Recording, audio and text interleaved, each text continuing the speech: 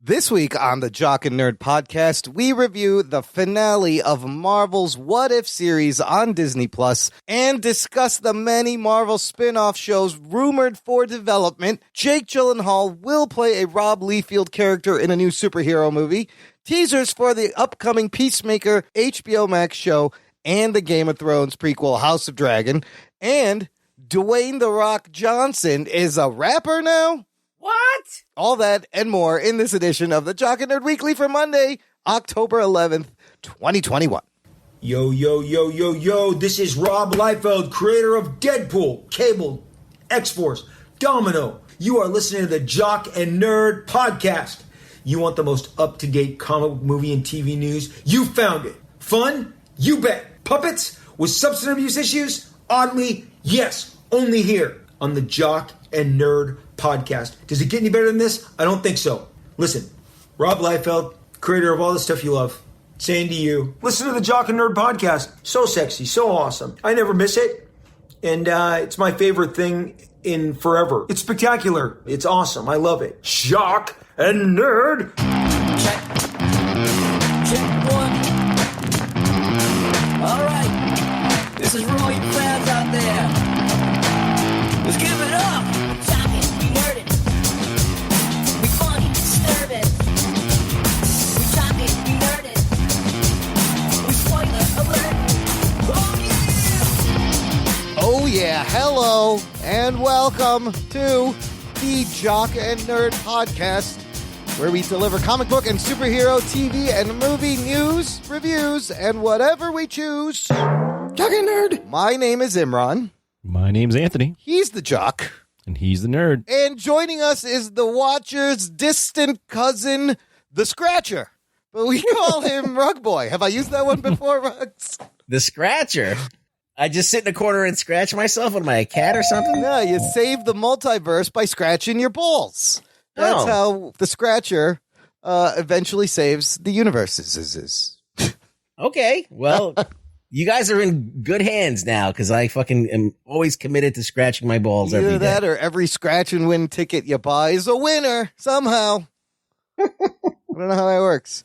All right, enough of this bullshit. We got a bunch of news to talk about and fun stuff to review. Let's get into it. The Jock and Nerd podcast. Oh, guys, get ready. A lot of Marvel Disney Plus spin-off shows are coming. Geek Boner. Whether, we want some of them or not, doesn't matter. They're coming. Latest report. Let me know what you guys think of this one. Variety reporting that a WandaVision spinoff starring Kathryn Hahn as Agatha Harkness is in development for Disney Plus from Marvel. If they move forward, it's going to be WandaVision head writer Jack Schaefer, who will serve as writer and executive producer. Deadline also adds to this, saying the potential spinoff would be centered around Kathryn Hahn's Agatha Harkness character, which Hahn is set to reprise across the MCU on streaming and in movies, it says, under a larger deal she has made with the studio. They're saying it's going to be like a dark comedy, and, the last time we saw her, Wanda had her trapped in the town in her mind. Is that how it ended up, WandaVision? Something like that. She trapped her in the town with her having no knowledge. Oh, and she's in the Agnes, right? Yeah. She's in kind of like this innocent sitcom reality in her head or something. Yeah. She's in her head. She doesn't know that she's Agnes Harkness. She's just there, so when Wanda has a question, she could pop in and right. She did say, I'll come find you if I need any questions answered. What do you guys think of this? Part of me is like, I like this show. The first time I saw it when it was called Bewitched or I Dream of Jeannie. Oh, I mean, it's going to be different, or Sabrina the Teenage Witch. Is this something you're excited for? Geek Boner, Floppy John? Floppy John. Geek Boner. Anthony, which way are we leaning? My first response was the way the kids say what nowadays is like W-U-T. Yeah, what? What? What? What? Or what does the kids say now? Oh, no, he tweaking. They tweaking. They tweaking. They tripping. Is that the new they tripping is tweaking? No, it's tweaking. Yeah, okay. He tweaking now. They Marvel tweaking now. Tweaking. It's like tripping. Yeah. What about bussin'? Is that good or bad? Yeah, what does bussin'? bussin' mean? I think that's good. That. I don't know what busing is. Okay, I saw that. I've seen that. I'm not Gen Z. I know. I'm not the young guy of the show anymore. I'm not the younger generation. We need to bring in somebody younger, so I know. You need to bring in a Gen Zer. Yes. Anyways, yeah. This feels like to me like what they kind of noted is they signed Catherine Hahn to do more stuff, and they didn't want her to just do one thing. Personally, I'm going to watch it. Yeah.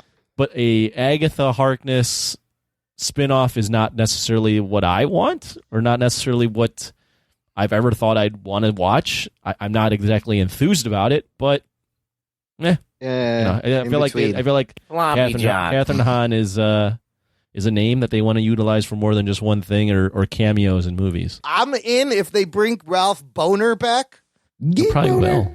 As Evan Peters. Ruggs, what do you think? Again, I'm like with you, Anthony. I'm going to watch it because it's probably going to be tied into everything. But I think that my opinion on this could best be summed up by using the drop. I really don't give a shit. I see. Yeah, I think that's it. Yeah. Like I said, they're going to make these shows whether you want them or not. Great. We're going to be using that drop a lot. Yes. Where, unfortunately, that's where we are. I mean, look, people loved her character, I guess, and she was good in it. And it's not the most exciting news, but the shows. There's probably a story there, and that's a character that isn't that popular, so they can do what they want. In comics, these characters show up over and over again in different things, so it's not exactly out of the question that this character would do something again. It's just not the. It's a very DE level character, and I thought her character in WandaVision was fun. I thought she was funny at times. Yeah. But it did nothing scream to me this deserves a spinoff. So yeah. We'll see what happens. I mean, the irony is in the comics, like Agatha Harkness is this just old woman. Lady. So it's better than that, at least. What you got against old ladies? Nothing. Hey, what about Golden Girls, motherfucker? I love Golden Girls. Come on. B. Arthur and what's her name? Still alive somehow. Betty White? Betty White. Yes. Golden Girls. Still funny. You watch that show now? Still fucking funny. Listener, join the conversation. Let us know. Are you excited for the Agatha Harkness show? Join our Facebook group. It's called Jock and Nerd Nation. It's an exclusive, closed, private group just for us, just for you, listener. We got some new members. I got to welcome 2 new members. This first one has the best name ever, and this is a real person. Welcome, Shagadelic Cybertron. Oh, shit. Oh, that's fantastic. It's a real person. I looked him up. Okay. And May Albert joined the group just today, this week. Welcome. Thanks for being here. They're not bots, and they're not. Maybe they're real people. I don't know. Listen, all I know is our numbers look good. I don't care. Get all the Indian bots. Bilotti's going to kill me. I shouldn't say this. But look, they were approved, so Bilotti must have approved them. Right, John? Yes. Sure.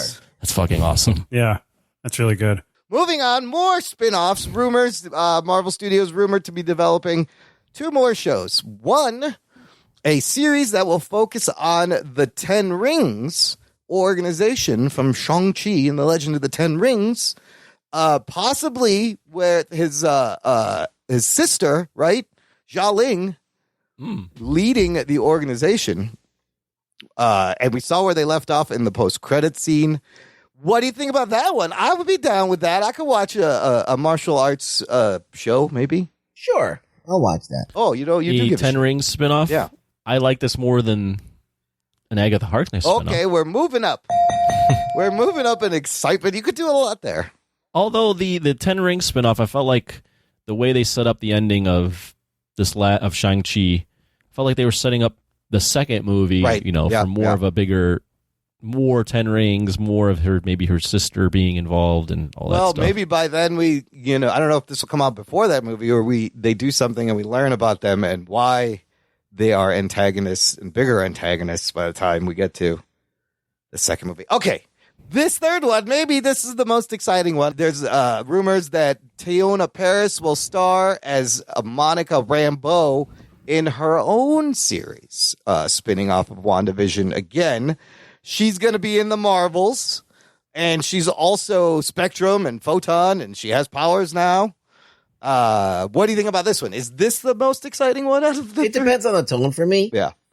If the tone is like another comedy, then I'm out. If it's like they're trying to do something legit, then I'm in. So that's all tentative on that.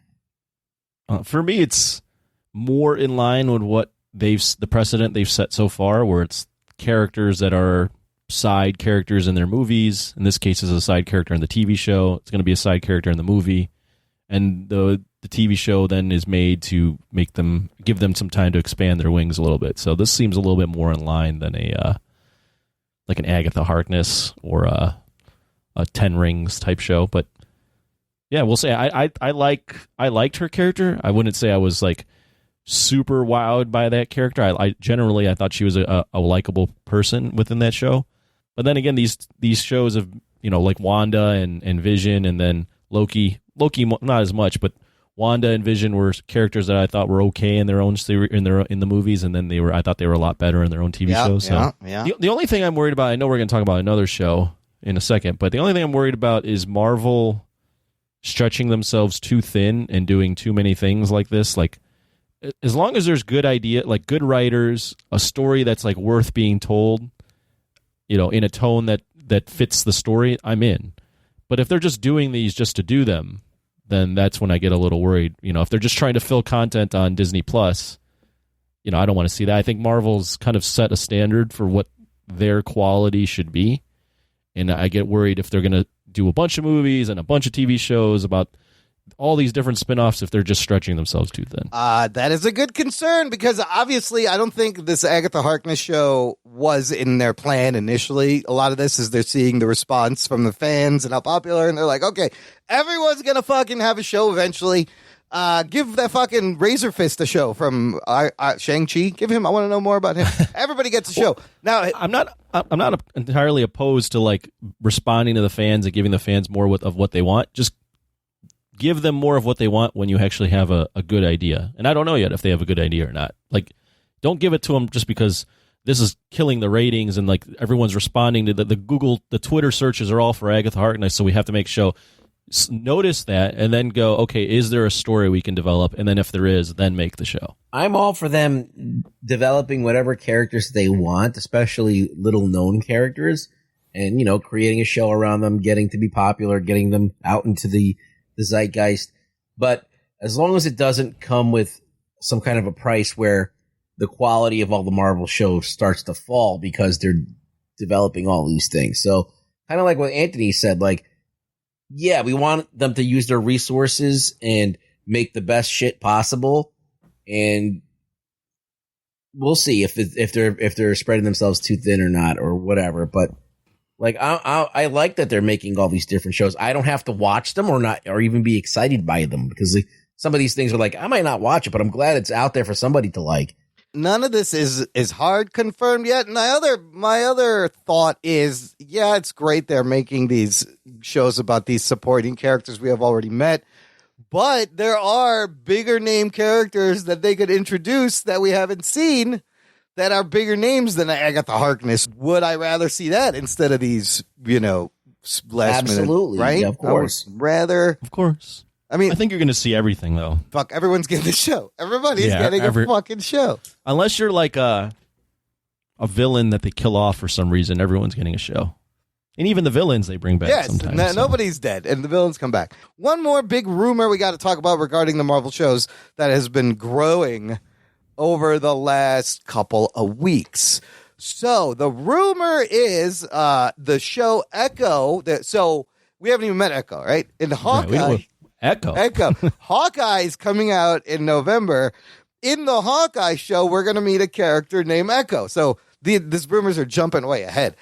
It's also been rumored that Echo is going to get her own spin-off show, of course, because everybody is getting a show. Well, that makes sense, too, because I believe her character is Native American, so they definitely want to. Oh, they've got some nice diversity there.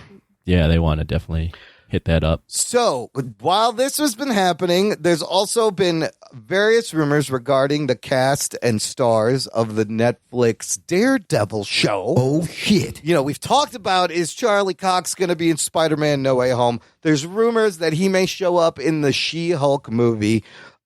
Show. The show, sorry, because she's a lawyer. He's a lawyer. Now, there's also rumors about Hawkeye. Oh, right. In being in the Echo show? No. Well, I think Echo is going to be in Hawkeye, right? Yes, Echo's going to be in the Hawkeye show. We will meet Echo. But Vincent D'Onofrio might be yes. in Hawkeye as Wilson Fisk. There was rumors of Wilson Fisk and Charlie Cox growing. So now the rumor growing. It's growing. I love hearing about a growing Cox. Growing Cox. The Cox rumors are quite erect right now. Here's why.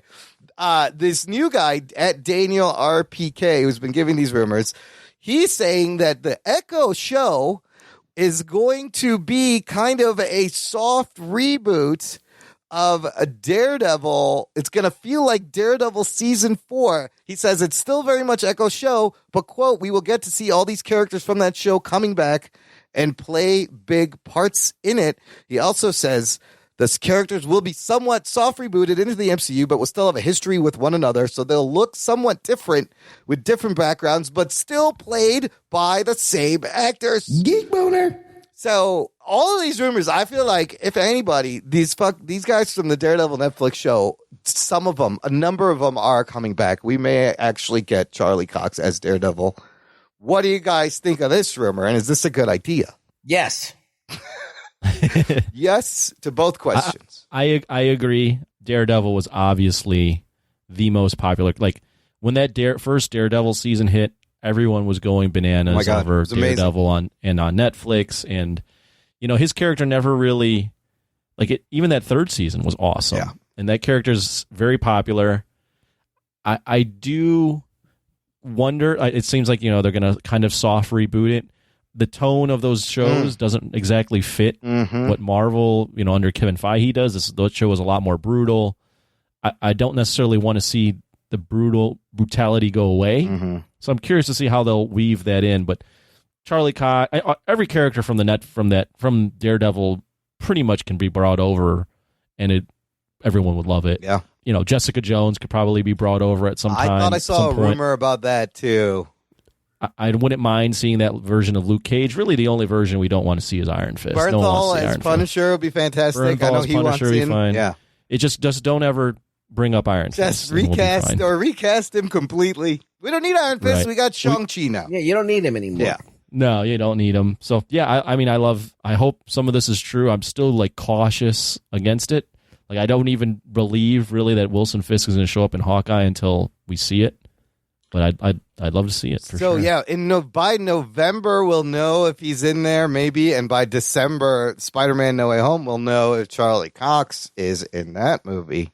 And whether if we get Wilson Fisk in Hawkeye, then we know this is all happening. Yeah, right. Yeah, we're gonna see some Cox. If the Cox is erect in Spider-Man: No Way Home, I'm just curious how that tone of Daredevil is way different. Yeah, I don't want them to neuter it, but remember when we reviewed the show? It was the first year of the show was 2015, and I remember saying for the first time, I was like, somebody fucking got a superhero show right, because it was so dark, and the hallway scene, and just remember how that first fight where he was getting tired himself, and he's punching and falling over, and it's not clean, and it was so fucking good. Right. It's so good.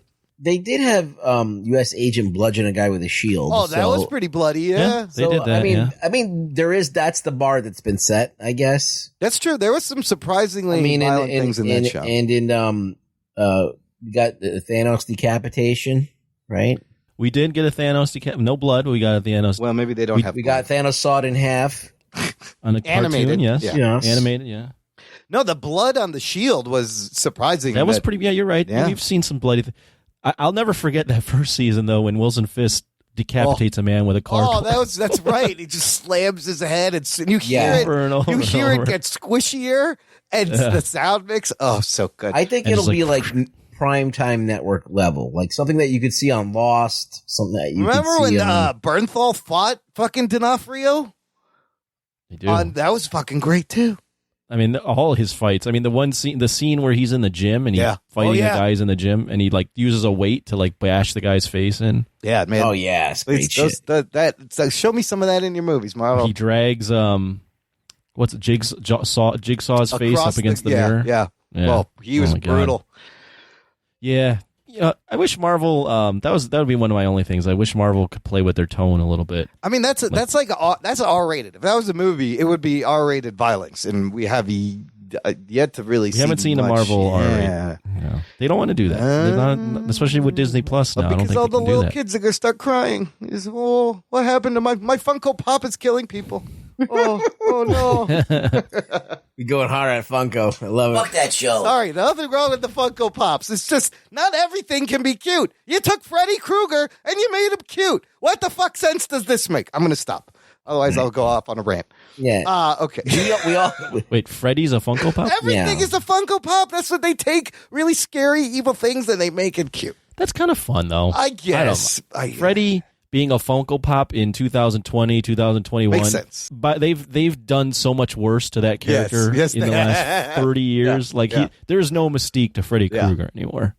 Similar to like the Alien or the Predator. Like all things from like this, all scary things from your childhood are not scary anymore. They've bastardized all those. it's nothing to do with the Funko being cute. It's just one of those things that when I see like a very uncreative thing that thinks it's being creative, like Lego figures. Yeah. It's the same figure with things painted on top of it. I'm like, no. I'm like, this sucks. Like, I fucking hate this. There's no reason for this to exist. Like, even like those Secret Wars figures where they're the same mold, they just had different heads.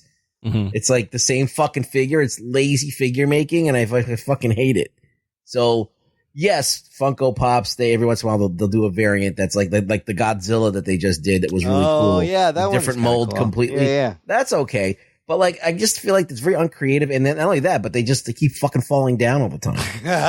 Because they're all It's top annoying. heavy. The minute you walk across the room, if your house has got like wood floors, it's like the fucking things fall I over need the a place. wedge for my Funko Pop because it's top heavy. It's made for the Collectors. the collector Yes. inside of me would love Yeah. to collect all Oh, this. yeah. It's just they don't Listen, do it. they're great for collectors and they make great Christmas presents. All right, that's all you need to know.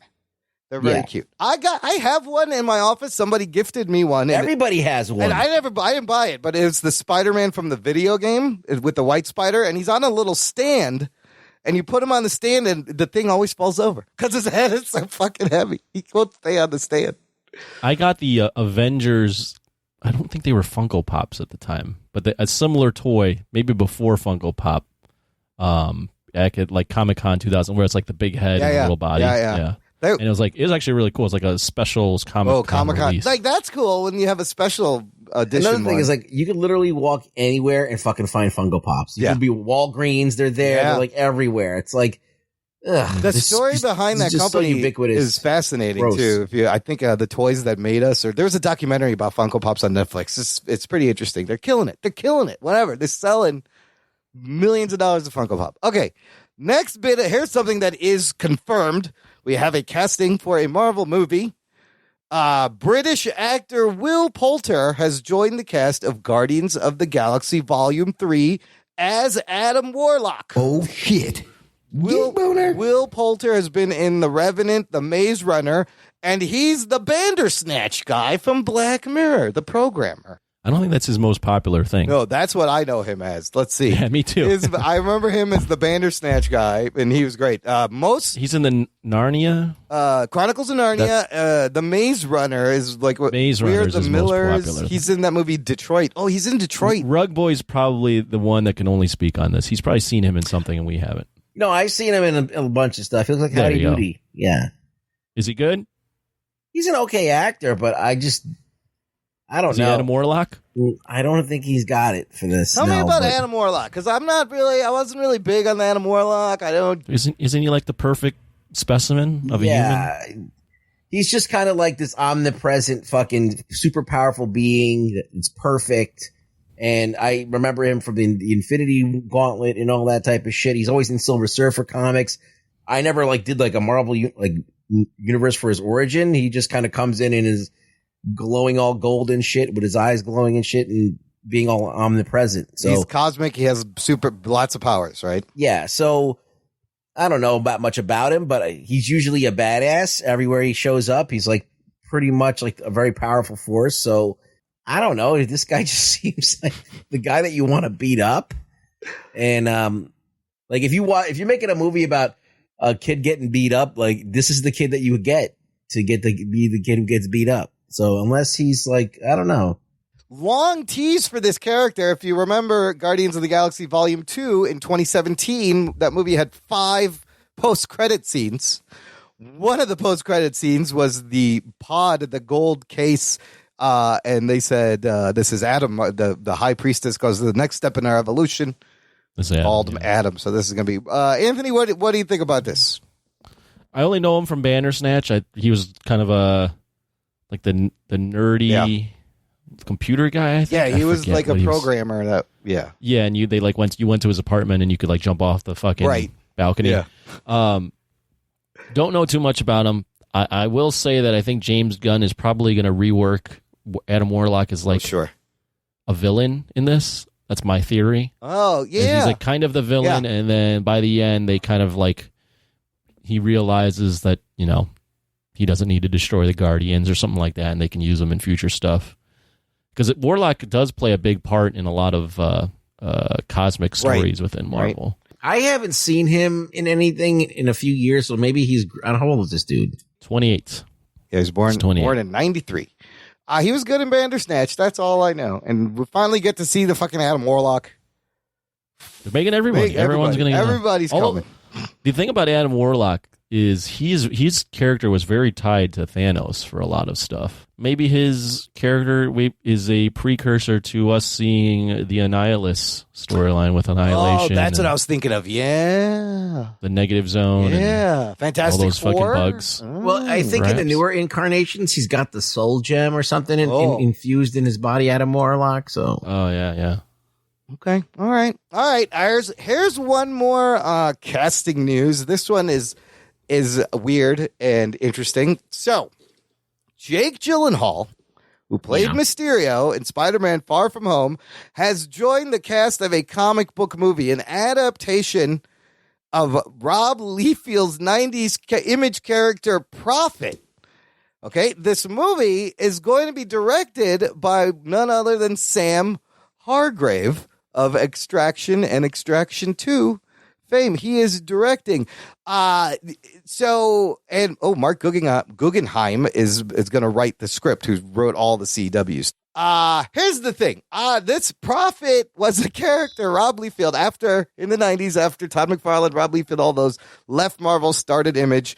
Rob was doing New Mutants and X-Force a lot of team books. He creates Youngblood, which is like a crazy superhero team, and then he creates this character, Prophet. And I remember reading some of this early when it started, and I don't remember it being any good.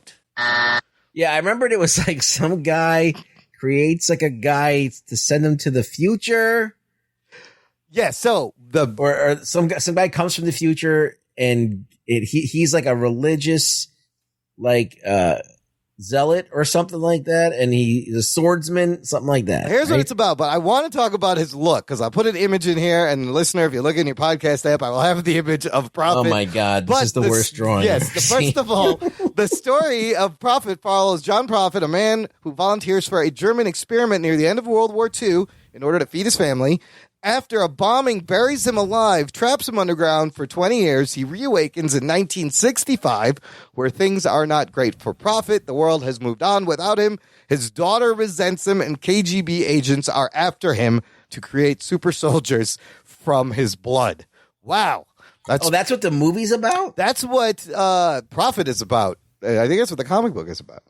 Really? I thought it was about a swordsman that was religious. He has swords. So, who wants to describe what we're looking at? This ridiculous costume here.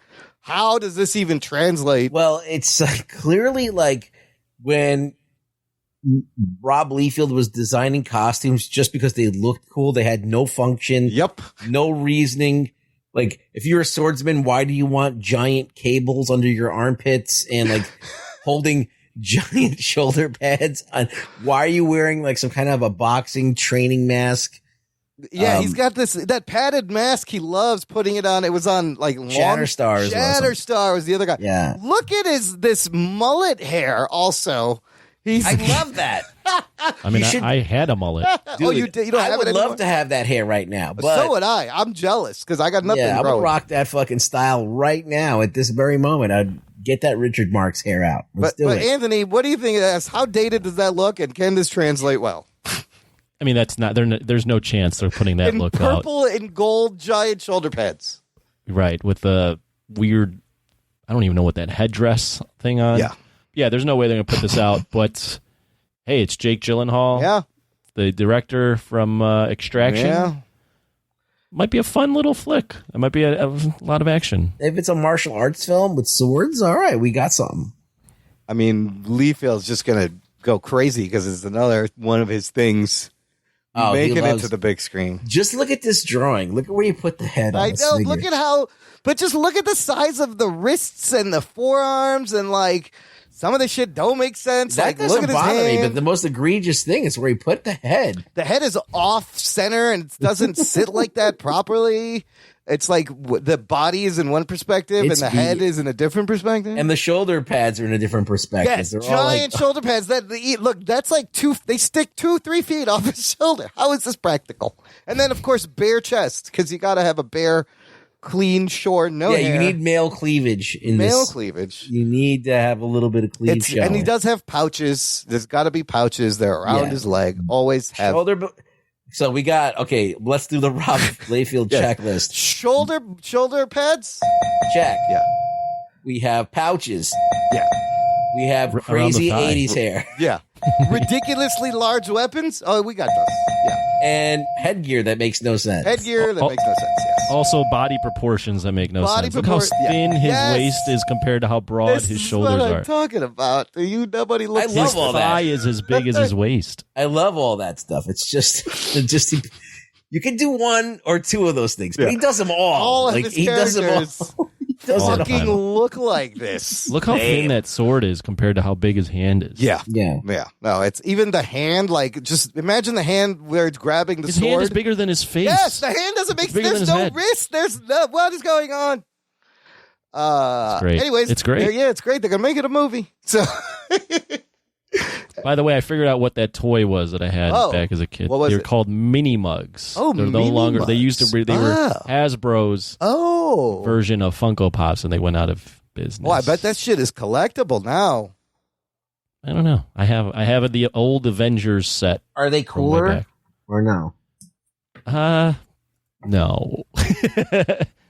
They're basically the kind of the same thing. There's no bobblehead aspect to it. It's much more of a rigid. Oh, here they Look. are, mini mugs, figures. They still. Oh, you could get a set of 6 for $32 here.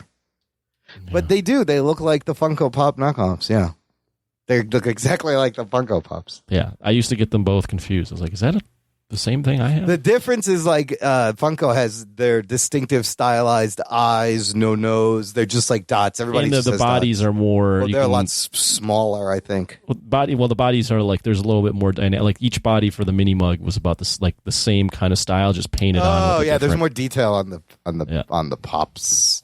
Yep.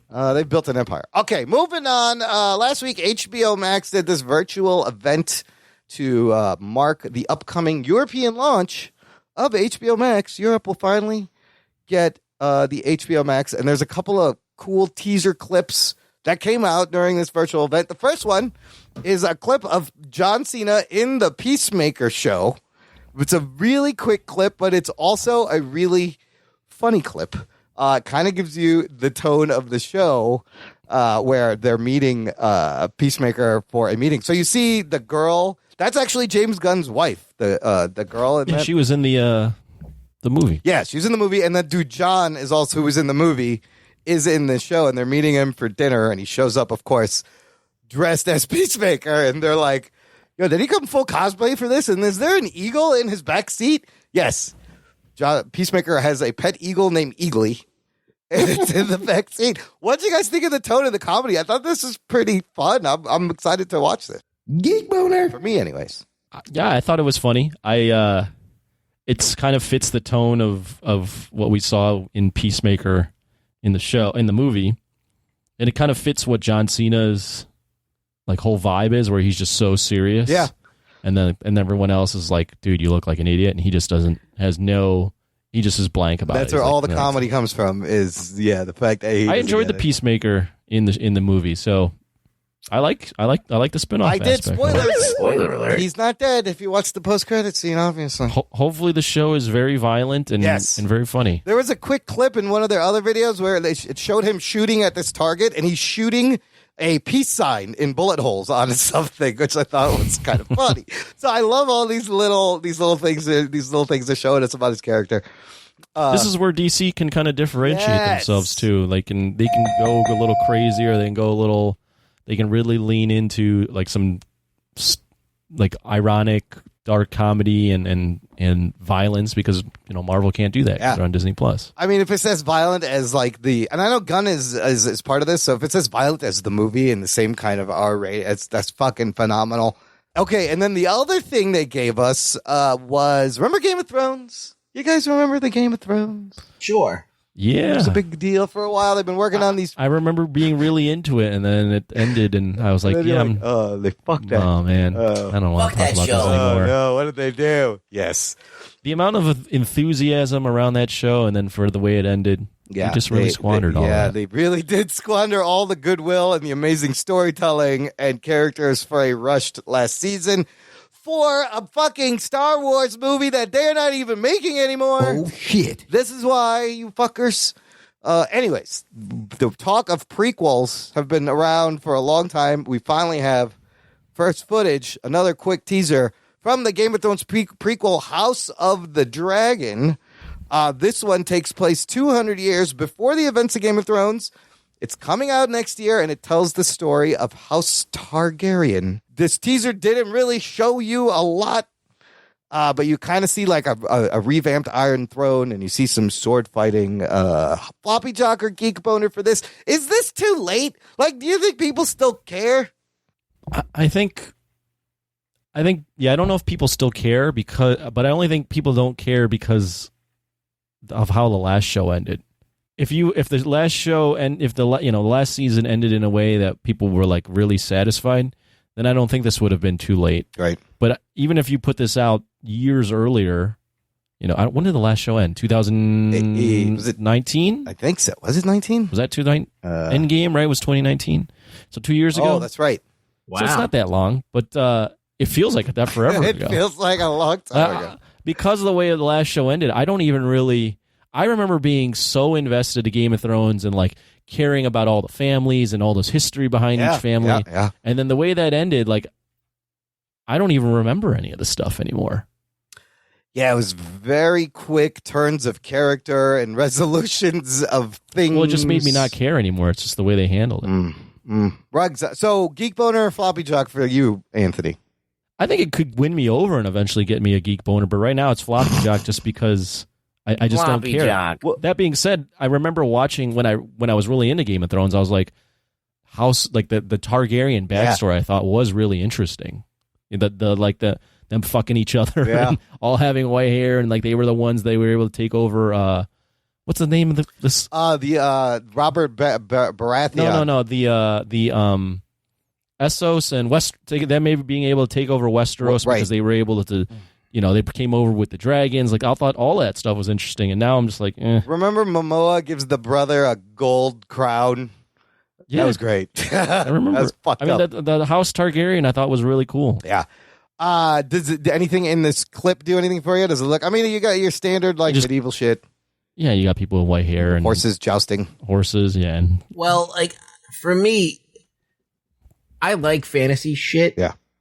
And I always like to have some kind of fantasy show that I'm watching, like in the rounds, Not every year does it have to be there, but I like to have a good show, a fantasy show in my purview every once in a while. So, fine. Like The Witcher was filling that void for a while, and now this is coming back. I'm cool with that. If there's a new, other show that I think they're doing from Lord of the Rings, the Silmarillion, they're going to be doing that. So, I'm like, okay, cool. There's too many of them. I know. And I mean, it is HBO, so there's going to be a lot of money behind it. It's going to look good. Right. Definitely. So, yeah, I'll give it a Geek Boner. Is it the same writers? That is a good story. Benioff and Weiss, or what is it? No, I think they're not involved with Game of Thrones anymore. It doesn't say. I like dragons. I like dragons. That breathe fire. So, yeah, that's October next year. Check that out. Listener, here's something you should also check out. Our TeePublic shop at jockandnerd.com/shop. That's where you can buy wonderful niche podcast swag. Only you will have a Jock and Nerd t-shirt or mug or face mask. There's different styles, different varieties. There's hoodies. This week, October 13th through the 18th, there's a sale at our shop. This time, there's another sale. Usually it's only 35% off. This time, items up to 38% off. Oh, shit. Listen, I know you want to be the guy at the party where people point at your shirt and go, what the fuck is that? Yeah, what hipster doesn't love an ironic niche fucking t-shirt that nobody knows what the fuck you're wearing? That's the point. What is that? We have those. You want to hear those words said out loud to you? Be like, what the fuck are you wearing? You want to be like, oh, you don't know about the Jock and Nerd podcast? Well, here you go. I'm telling you, you're going to be the hit of all the raves and the keggers and the parties. Yeah, you guys can get in on the ground floor of this movement and be the ones to claim you were first. It's only been 6 years. You were first. Get it done. Jock and Nerd. Okay, last thing to talk about. I wanted to talk about one Dwayne "The Rock" Johnson. Why? Well, because, he seemed to conquer the small screen with his wrestling career. Now he's a big blockbuster movie star with his action movie career. And now he's going to conquer hip-hop? Oh, shit. Maybe. He has a rap debut on this song called Face Off. The song is from Tech Nine's new album. Tech Nine, by the way, spelled N9NE, in case you're trying to Google it. His new album is titled Asinine. The second I is a 9 in that asinine, not the first I. I don't know why they're both not 9s. The I's are 9s. Well, then there should be 2 9s, but there's not. Anyways, featuring also Joey Cool, King ISO, and the one verse by Dwayne "The Rock" Johnson. I have a little bit of information about how this happened. Apparently, they've been friends, and they met a few years ago. And Tech Nine originally wanted him to just do a spoken word motivational speech kind of over the end of the song. And The Rock is like, fuck that, I want to rap. And he wrote his own verse on this, people. Also. Oh, shit. Just remember that. I'll have a link in the show notes. Check out the song. Reaction before I tell you what I thought about all this. What'd you guys think of the song and of Dwayne Rock as a rapper? Anthony, you can go first. First off, he's gigantic in this music video. He's so cut because he's doing Black Adam. He's so big. Oh, he's huge. He's so big. He's such a big guy. Yeah. I had no problems with his verse. I thought it was fine. Tech Nine should be thanking The Rock because this is a terrible song. I hated the song. I hated the chorus of the song. I didn't really like any of the song.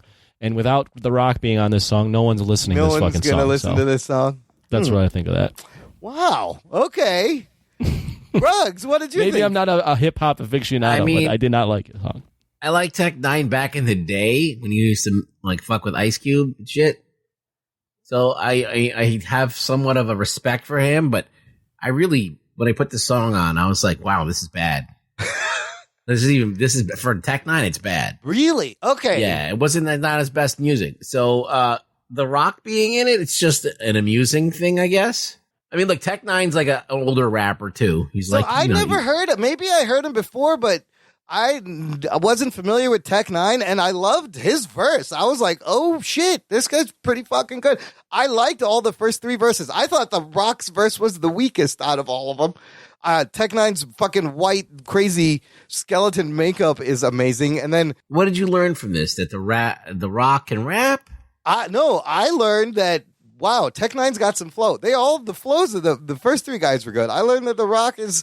It was the weakest verse for me. It was like the rest of them are going so fast, and they're enunciating, and there's some clever shit. Like it's called Face Off, and they make a Nicolas Cage reference, which you got to do if you're going to call a fucking song Face Off. So here's the thing about the song: those guys' verses could be amazing, but that damn chorus is so bad. Looking for they're gonna take over. What the No, fuck the is chorus that? was bad. You're right. I didn't. That was not my just the favorite song. chorus. It doesn't make me want to listen to the song. Yeah, there's Okay, something to that song where I've heard better. So I mean, I was like, I will credit The Rock for turning me on to Tech Nine because I'm gonna check out more Tech Nine. Yeah, the Tech Nine should thank The Rock. He should. And The Rock, deservedly probably. I mean, it's not an unexpected. He'd have the worst verse or like to be the least impressive. Yeah. But I mean, it doesn't sound terrible. No, it's not horrible. Someone probably wrote that for him, or he wrote that for himself. He said he wrote it himself. Okay, so he wrote it himself. And That's impressive. He floated out competently. Yeah. Oh, also, he did this in one take, and he says it, and that's why he says it. He went into the booth. He did it at home or somewhere. One take and was done. Maybe if he did another take, it would have been a little bit better. No, but he was confident. I was impressed that he wrote it. Actually, is probably the most impressive thing. Anyways, check out the song. You may like it. The reason he's cut is, like I said, he is getting ready for Black Adam. And this Saturday, everybody, October 16th, DC Fandom returns. Remember that last year, the DC Fandom? yeah, I heard about it. That was where we saw our first look at Matt Reeves' Batman movie, and it's like their big convention now, virtual convention. So October 16th, you can catch it streaming DC Fandom. We'll talk about all the news next week. We are probably getting a new trailer for the Batman. And this is like the third one. I know. Right? A year ago is when they gave us the first fucking trailer for the Batman. And now they're giving us another one a year later, which is crazy. But there's probably going to be news about the Flash movie and the Black Adam movie. And he'll be there, obviously, in the videos. You can check him out. He'll be rapping in the video. Yes, stick to the movies, I guess. I don't know what I'd say. I don't know. I'm sorry. Okay, let's take a quick break here, play some promos, and we will come back and discuss the season finale of What If right after this. After these messages, we'll be right back. Was A Quiet Place inspired by Signs, It Comes at Night, and War for the Planet of the Apes? Was Ready Player One influenced by Avatar, Wreck-It Ralph, and The Last Starfighter? Is The Hurricane Heist more influenced by Sharknado or Geostorm? These are the kinds of questions my guest co-hosts and I discuss on my podcast, Piecing It Together. Every week, we look at a new movie and try to figure out what other movies inspired it. Whether it's the story, the character development, tone, or even use of music. Every movie was influenced by something that came before, and we want to figure out what. Check out Piecing It Together on your favorite podcast app or check us out on piecingpod.com. You can also follow us on social media at piecingpod. Piecing It Together is a part of the All Points West podcast network. Hi, everybody. I'm RJ Metzger. And I'm Rachel Metzger. And we're the Skeptical Skeptics. Each week we talk about all the crazy things in the world, ranging from the paranormal to Bigfoot to UFOs. And we look at it from the perspective of the believer, the skeptic, and everything in between. So come check us out on the MSC Podcast Network. Or go to skepticalskeptics.com and follow us at SkepSkepPod on Twitter, Facebook, and Instagram. Doc and Nerd.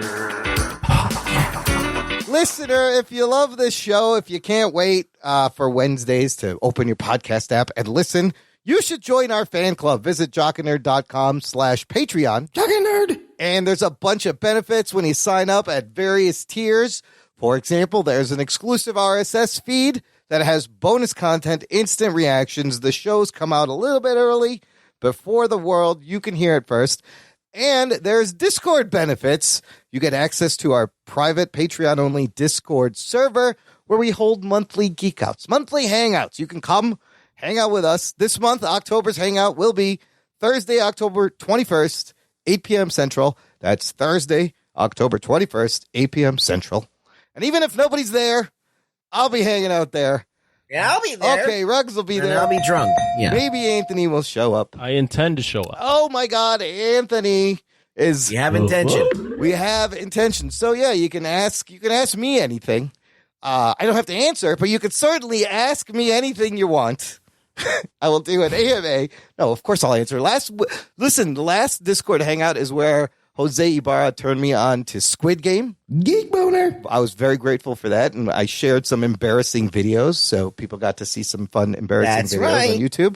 Lots of fun. Every month, hang out just for our Patreon fans, supporters. Sign up today, jockandnerd.com/Patreon. Okay, let's get into this week's review. We have made it to the finale, the season ender of What If, episode 9, this one titled, What If the Watcher Broke His Oath?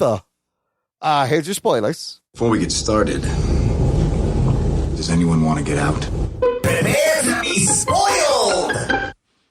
Crazy voice cast, as always. Jeffrey Wright as the Watcher. I've grown to like Jeffrey Wright's voice. I remember in the very beginning, I was like, oh, I didn't think he'd sound like that. But now he's the fucking Watcher. That's right. He's very good. Sam Jackson returning as Nick Fury. Haley Atwell, Peggy Carter. Lake Bell doing Natasha Romanoff, subbing in for ScarJo. Your boy, Frank Grillo. That's right. Another appearance of Brock Rumlow.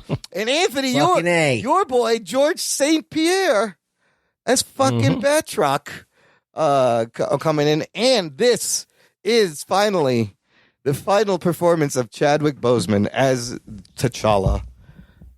So we got a lot of him this season. That's kind of amazing. You got Brian T. Delaney as Peter Quill. Chris Pratt, busy being married to a Shriver or Schwarzenegger, or I forget which one. He's married to one of them. Schwarzenegger. She's Arnold is like his father-in-law or something. Mick Winger, Tony Stark, Cynthia K. McWilliams as Gamora.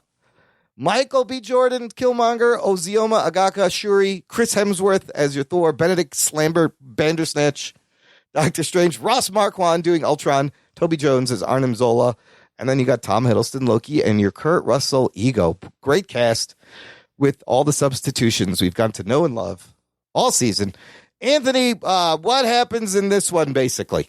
This one's a continuation of the last episode where we noticed, or we saw, that Ultron was trying to take over or eliminate all life from the entire multiverse, all the universes.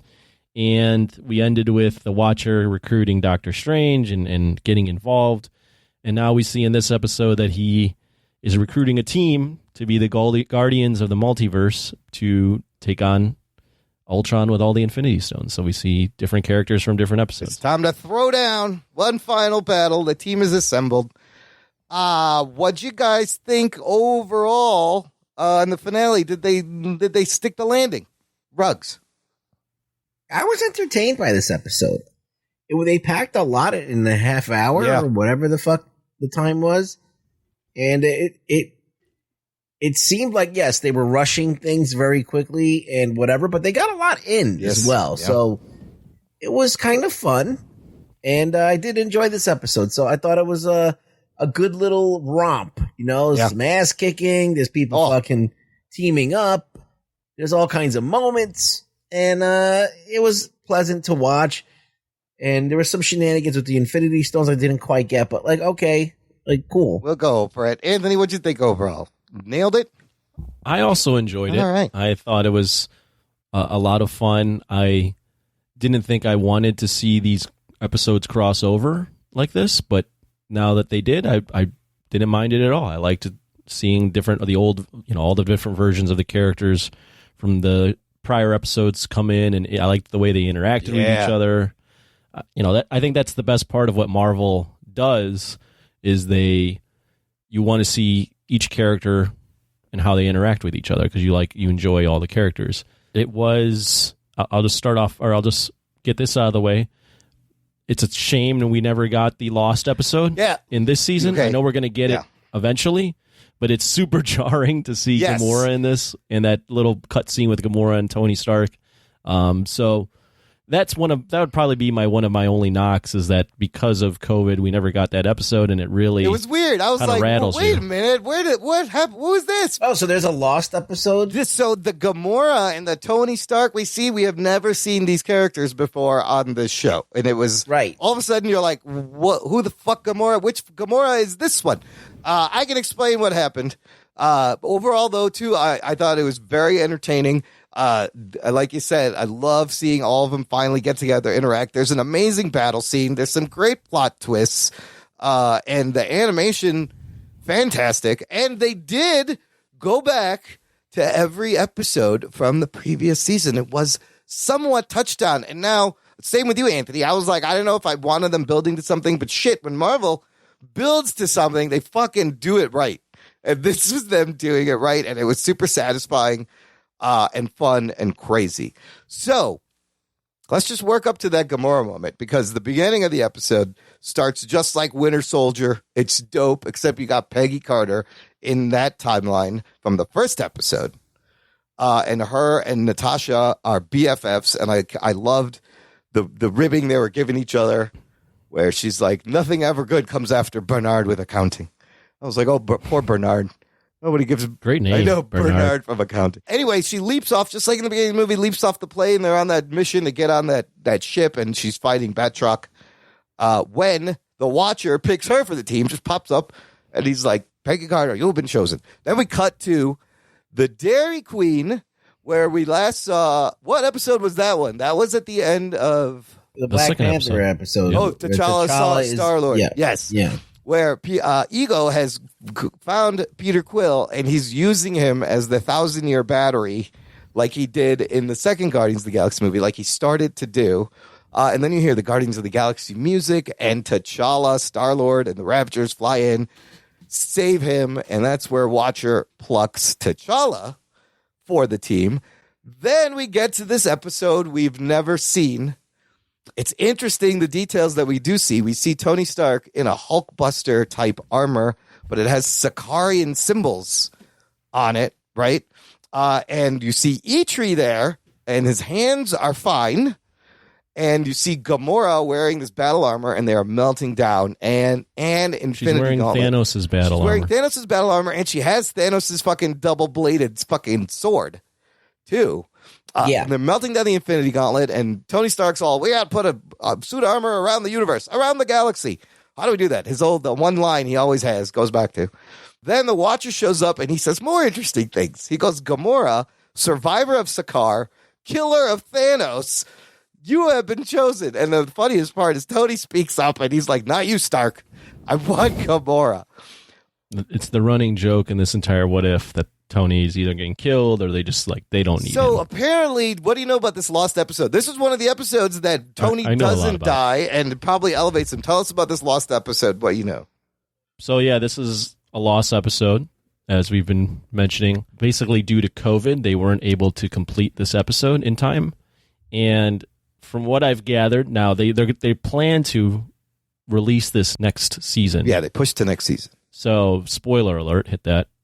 Spoiler alert. If you don't want to be spoiled, I heard a couple of different stories. I heard two versions of what it could be. From what I gathered, Tony at the end of Avengers 1 doesn't make it through the port. Like when he sacrifices himself to kill all the Chitauri, sorry.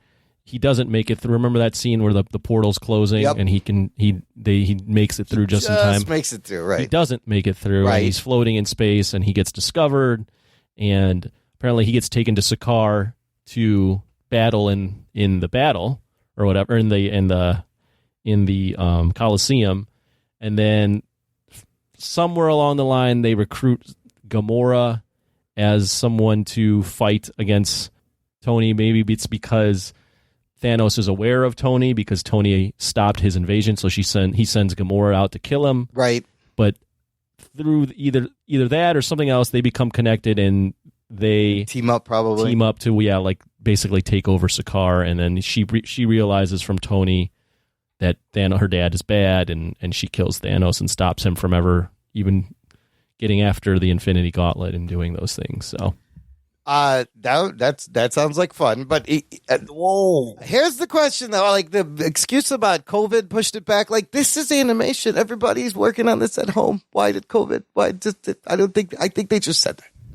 Or maybe a different reason. I don't know. Maybe. I just don't think I don't think you want to release, or I don't think you want to. There's something that happened because you don't want to. This is very jarring in this episode. At first, I didn't even realize there was a lost episode. So I was like, "What?" I literally had to look back. I'm like, "Did I miss an episode?" It feels like a very strange thing for Marvel to do is to release it without anything. They could have band-aided it somewhat. They might have to redo part of it because how are they going to play this next episode? I don't know how it's going to fit in. But there should have been 10 episodes. But instantly, I was like, "Wait a minute! Well, we've never seen this Gamora. What's going on?" I can see them uploading a mini episode or something It's like maybe whatever they have to kind of, they can cut it together with some like voiceover from the Watcher to kind of stitch it together. They could have done something. That's what the rumor I heard too. The other, I can't remember what the other story was. It was at a different point. Tony is taken. I can't remember, but the main one was the one you said, which makes a lot of sense. He's got these Sakaran marks all over him and stuff. So anyways, they get Gamora. She's on the team. Next person on the team, we jump into the Killmonger episode, where war was about to happen. The U.S. was attacking Wakanda. Seemingly war has begun. Everything's broken down. Pepper Potts and Shuri are on their way in the hallway to get T'Challa when the Watcher plucks him, and he calls him Tony Stark's protege and killer. And you're like, oh, why is he taking him? There's a reason.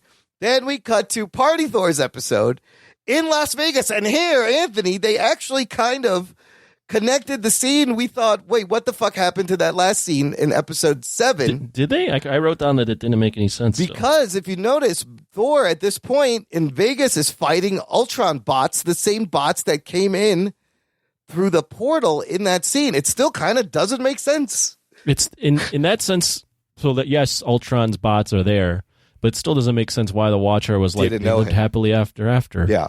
Oh, who's this?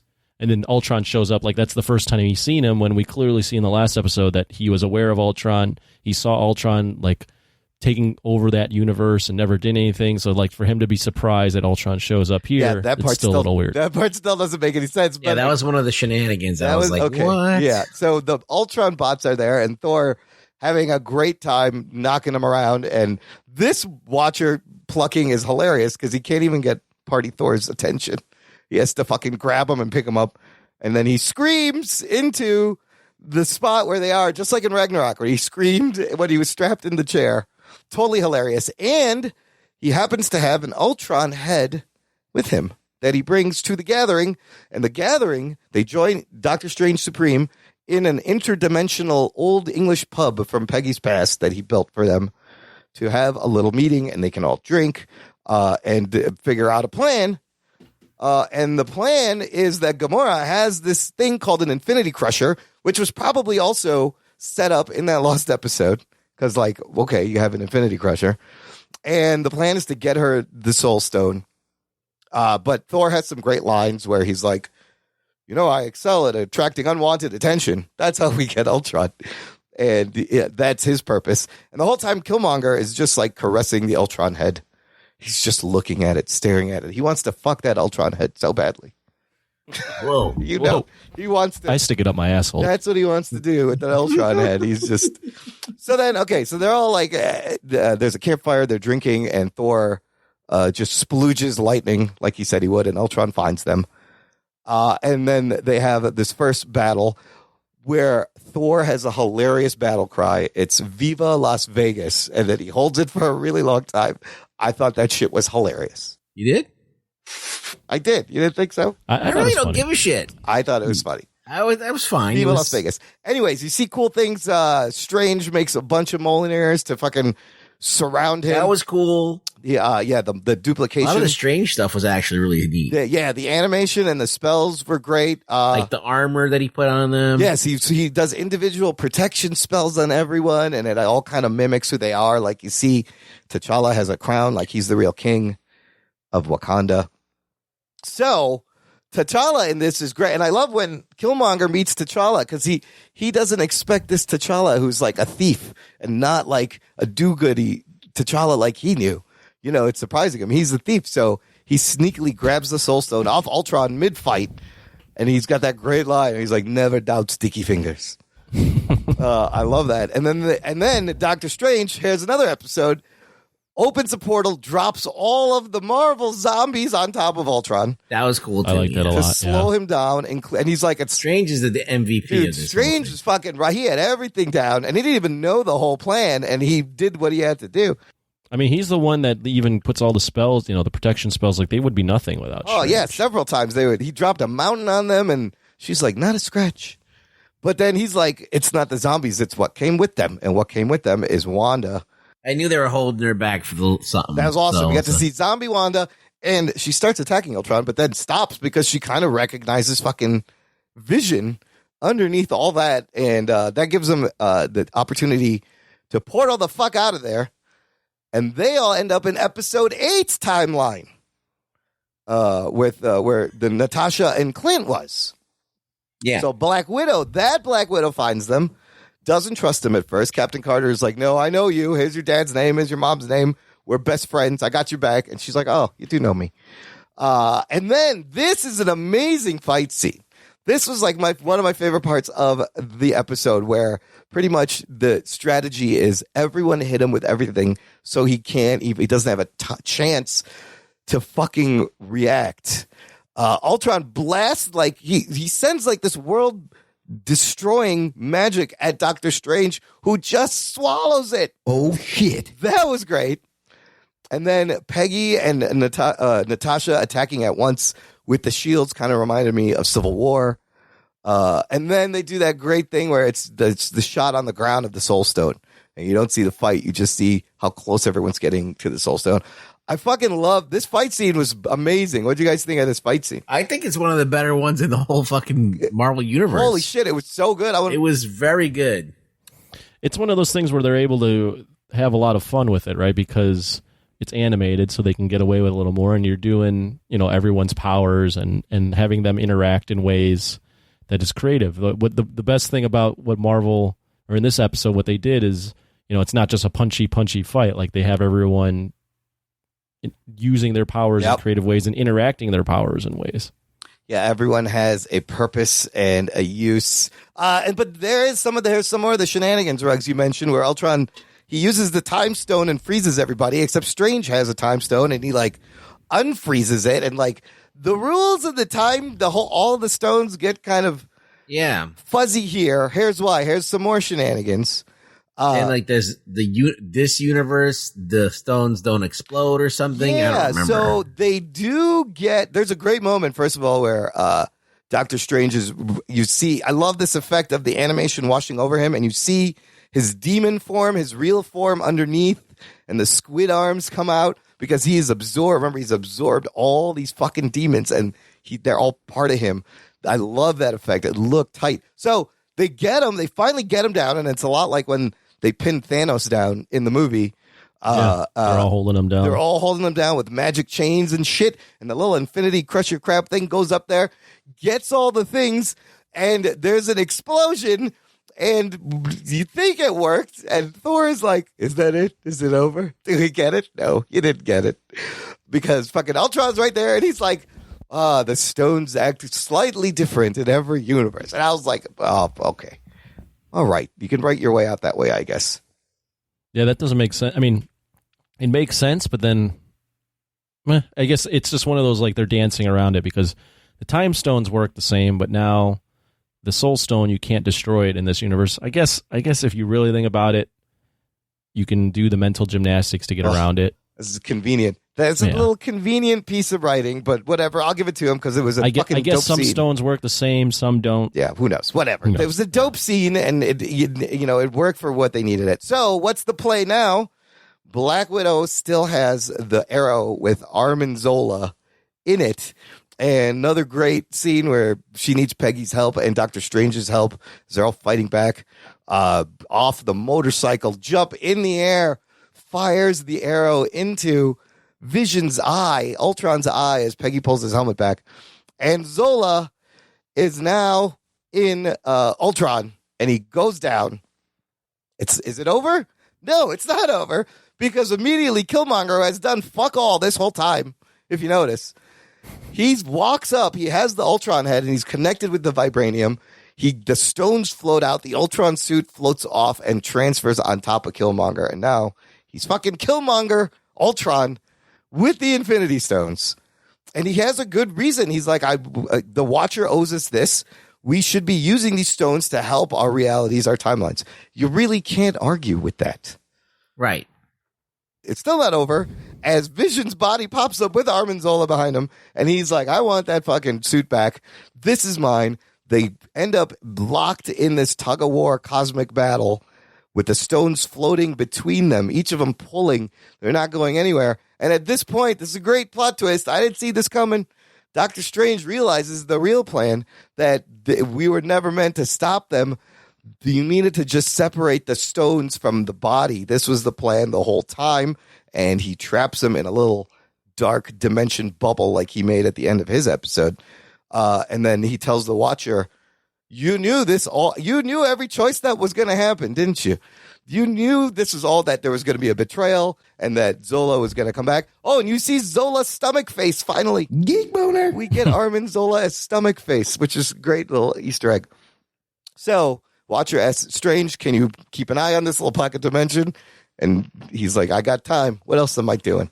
And he begins to return all the team back to their realities. Most of the returns are happy, like Thor is back. He gets to be with Jane Foster. Peggy hesitates. She goes, can I just go back to be with Steve? And the Watcher's like, your time needs you. And she unselfishly, she's like, she agrees. And she goes back to her present time where they do need her. And then Widow, who comes from a timeline that's completely destroyed, there's nothing there. She's like, I'm not going back. She's pissed at the Watcher because she thinks they're just stories for his entertainment. And he goes, no, your stories, they are everything to me. They are his lifeblood, really. And he brings her to the only episode we didn't see was the one where what if all the Avengers were killed, where Hank Pym killed all of them. He brings her to that reality because they don't have a Black Widow. And they land right on a helicarrier. You hear the Avengers music. Nick Fury's there. Loki's there. Remember at the end of that one, he had found the shield. So Captain America's there and Captain Marvel. So the only two Avengers they have at the moment. And it's a great reunion. And Fury's. They could have totally used this to backdoor her into the regular MCU. I think they will. I think Captain Carter?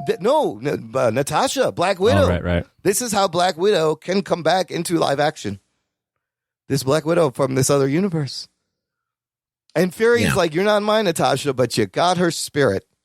And he accepts her. And then there's, for the first time, a mid-credit scene where Black Widow shows Carter what the cargo that they were hijacking, what it is. And what is it? It's the Hydra Stomper from her episode. And she goes, there is someone inside, and the someone is alive. If you look at the readouts, there is life readings. So is it Steve? Are they going to Winter Soldier him instead of Bucky? This is what Hydra / Shield. Because remember, Nick Fury sent Captain America.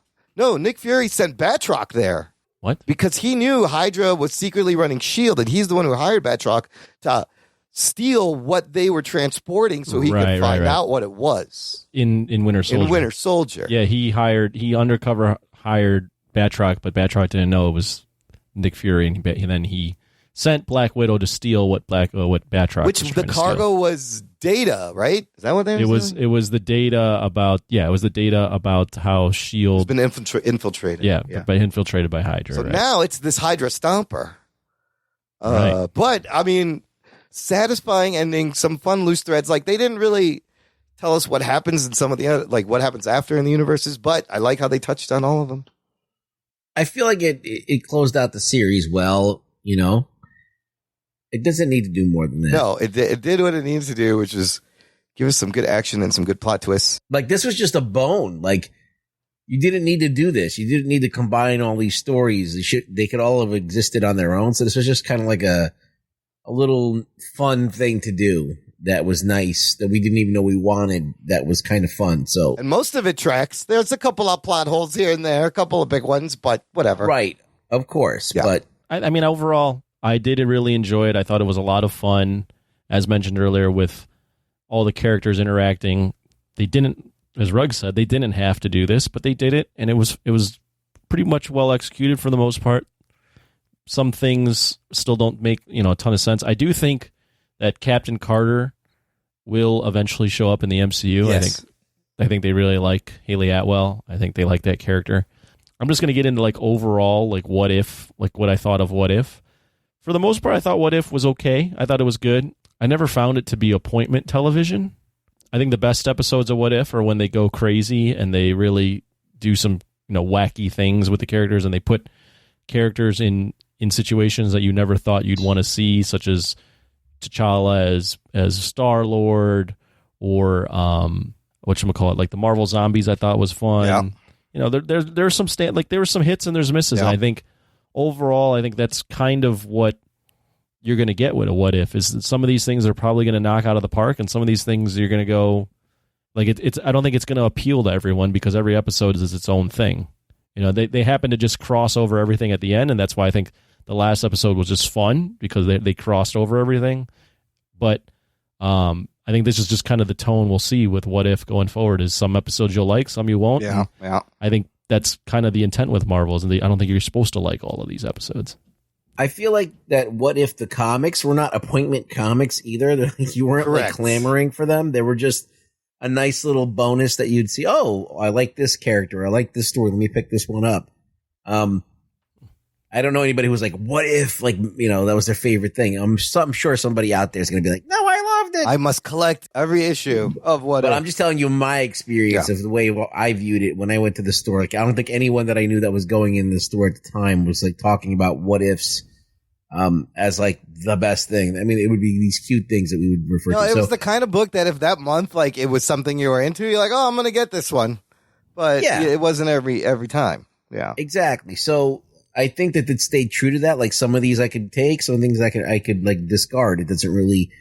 That's what I thought it was going to be. I did get surprised by the fact that it did this like interwoven thing, which I said they didn't need to do, and so I guess it's ambitious, but it's also like. I think Marvel leans on that. It's everything their being thing. I mean, interconnectivity. this is what they started, like with the first Iron Man movie. It's their thing. It's their so brand. then you get like the last few episodes, they don't get resolutions because of that, and that kind of weakens those individual episodes. But then if you put them into context, it's okay. Yeah. But even now, they're still missing a big missing piece. I think the worst thing that Marvel did, and this is like whatever, you might not think it's that big of a deal, but like I feel like they started fucking around with the Infinity Stones, and you know, like now that they don't seem like, not only that, like you've seen them defeated so many times, it gets muddy. And you've seen them like be downgraded and say that they're in one universe they're powerful. One, you know, it's like I thought these things are the most fucking powerful things in any universe. There's like these things that were just beyond universes. They were like beyond everything. They were the stones of creation, you know, of that created everything. So. I don't know. I felt like they weakened that whole thing. And they even did it in the other series too. So they got to stop doing that. I think it's their way of just kind of getting over the stones and now moving on to something else. But I do agree they've kind of just shit all over the stones. Yeah, but how do you like? I mean, that's the thing. It's like, how do you establish something for like years? Mm-hmm. In their phase 1, 2, and 3, and then like all of a sudden we're done with that. Completely meaningless. Forget about that. We're done with that. We're moving on. Yeah. The only thing is, I don't think a ton of people. I don't think as many people are watching What If, so I think they might. For the completists, like, yeah, it's definitely going to annoy us. For a lot of most people, I don't know. I feel like just in talking to my friends, I don't feel like the buzz around What If like that I saw around other shows. I don't know if like the casual fans are watching What If. That's my question. That absolutely the buzz is different. Do you think this is a successful show for Marvel Disney Plus, or do they even care that nobody's watching? Well, I don't know if nobody's watching, but I think overall what were they trying to accomplish? They were trying to prove they can do animation. Yeah. And they were trying to tell fun what if stories. Yep. So if it's by those two things, and they had, you know, the voice actors they had the cast come back for most of these roles. So did they nail the animation? I think it's fine. I think it's very good. I think it's good. They did a good job. So they nailed that. Yep. The what if episodes, if you take them one by one, are kind of hit or miss. Yep. But they had some fun episodes, so they did okay there. And then they brought all the actors back, and you know, for most of it. So I think that's a win too. I think that's a win for them. And especially after Loki, they get to play with the multiverse idea. They keep that in people's minds. Clearly, this is a big deal moving forward. Let me ask a question here. If Now, let me ask Anthony, because he's the least anime or animation like lover of all of us. Right. 'Cause I'll watch animation all day long. Sure. It doesn't bother me. I actually prefer that medium because it's devoid of constriction. Like, you could really just do anything. Yeah. And that's what I love about comics. That's what I love about animation. Would you want to watch more things done in this style, or you're like, it didn't really make a believer out of you? For me, as long as the animation style isn't distracting, I'm fine with it. So this one didn't really distract me. At some point, at points, I actually found it to be like, oh, this is kind of visually engaging, a little bit more visually engaging than some of the other stuff I've seen. So overall, like I mentioned, if there's something that stands out in a bad way, then I'll notice. But for me, this was just kind of like, like if they changed the animation style for the next one, I'd be like, okay. Like I wasn't in love with it. I think that there's room for growth. I think they haven't really nailed it yet. Yeah. I think they're getting close. I think a lot of the models, the character models look boilerplate at best. Some of them are like, they could use better. Like, some models look better than others. Absolutely. Right? There's some shit that is amazing, and then there's some like just iffy shit, Yeah, so they need to get a handle on that, and the lighting and the textures a little bit more, because some of that stuff looks a little bit too, rinky dink. So, but overall, I think if they were to do more shows like this, and like they add up to being a movie. Like you do, I don't know, how many half hours do you get to make 2 hours or whatever, 2.5 hours? Yeah. I don't know. But you make like a legit movie that's episodic, but it all stands alone as one story and blah, blah, blah. Or even a 90-minute feature like this would be that'd be amazing. You can do a lot with this whole idea. And I think that, as I said, we just watched a couple of great fucking entertaining scenes, like fight scenes with like explosions, and like 2 episodes back to back of great. Like just knock down, drag out fights and shit. So I was into that. So I would like to see more. Okay, with that said, let's just close with this. Favorite episodes for you guys. Ruggs, what were your favorites? I think this is my favorite episode just for action's sake. Yeah. And then I do like the Doctor Strange episode a lot. Yeah. And just because it was so poignant. And I can't even remember any of the other ones. Well, okay, here, real quick. What if Captain Carter were the first Avenger? T'Challa, Star-Lord. That was fun. What if the world lost its mightiest heroes, where all the Avengers died before they were Avengers? That was all right, yeah. Doctor Strange lost his heart instead of his hands. Zombies. Killmonger rescued Tony Stark. Thor were an only child. And then what if Ultron won? What if the Watcher broke his oath? I like the other one with Iron Man and Killmonger. That was good too. Yeah, I mean, my favorite were these last 2 episodes. The Doctor Strange episode, absolutely. And what's another one? Yeah, I mean, the comedy episode was all right. You know what? The one with Hank Pym, I may have to watch again because there was some good things there. Anthony, your favorites? I think there's a little to take out of all like there's some good things and some bad things to take out of every episode. Like, I think none of them are perfect. I think some are better than others. I still consider the T'Challa being Star-Lord as my most fun. That's a great one too. Yeah, because that was so wacky. I think in retrospect, the Doctor Strange one is the best one, because that one is very emotionally engaging and leaves you with it's just the ending. It's just like it leaves so you dark. like thinking about stuff. Yeah. Oh, it's so good. Put you, as the kids say, put you in a mood, put you in your feelings. It hits different. Oh. That's what all the kids would say about this. The zombies one is probably like the one that gets the most pub, I would say. I think retrospect now, the Thor one I thought was actually pretty fun. The comedy special. That was the these last 2 were good. I think this one. I'm just saying that everything's good. The Strange one is the best one. I'll put it like the Strange one's the best one. The Black Panther one is my most favorite, and then this one we just watched would probably be my second most favorite. I just can't get over to me, the completest to me is really affected by the fact that we didn't see a Gamora. Yeah, they came out of nowhere and they put her on the team. It's so jarring. Yeah. You're like, I don't even know this character. And yeah. I know. I was like, why are they rushing past this whole thing? And I didn't even stop to think about there was a missing episode. I had no idea there was a missing episode until I saw it. And then I like Googled it. In the middle of the show, I paused it. I'm like, did I miss something? Like, what the fuck is this? I was like, when was Gamora even in these shows? Yeah. And then I like went down the rabbit hole of, I literally paused the episode and was like, oh, there's a lost episode. Yeah. This makes a lot more sense. Apparently, like there's a lot of like animated shows and random like sitcoms that have lost episodes. Oh yeah, too. Yeah. There's lost pilots. There's sometimes they're taken off the air. That's a great rabbit hole to dive down. Lost episodes. I almost went down that rabbit hole. Yeah.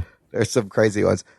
I mean, I think, despite the buzz not being like it was for their live action shows, overall, like it was a great time. And like they do, like their last thing is always the best thing. Like the last 2 episodes are the best because there's always a build up and everything connects. But it's good. I'm excited for season 2, or to see some of these people in live action would also be exciting. Apparently, from what I've read, I'm just looking at like how popular What If was. According to the streaming aggregator Real Good, which has 2 million monthly users, and measured each Marvel show by percentage of streaming and engagement shares on their platform among the 100 most watched shows, Loki was first best for them. Whoa.